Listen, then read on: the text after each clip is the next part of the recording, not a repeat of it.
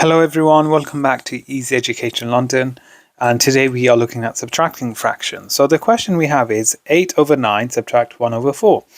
Now, first things first, you need to look at the denominator. So we know that the denominator is different, so therefore we cannot subtract. So what do we have to do? We have to find the LCM.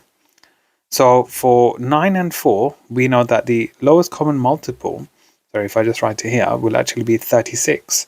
Because 9 times 4 equals 36 and 4 times 9 equals 36.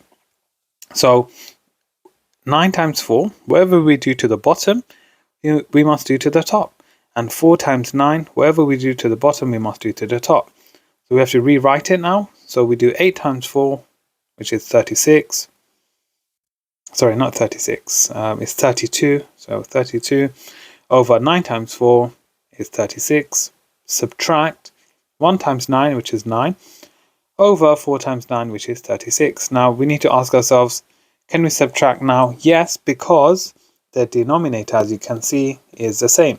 So this denominator stays as it is, so write 36, and all you do is you subtract 32, you do 32 take away 9, which gives us 23.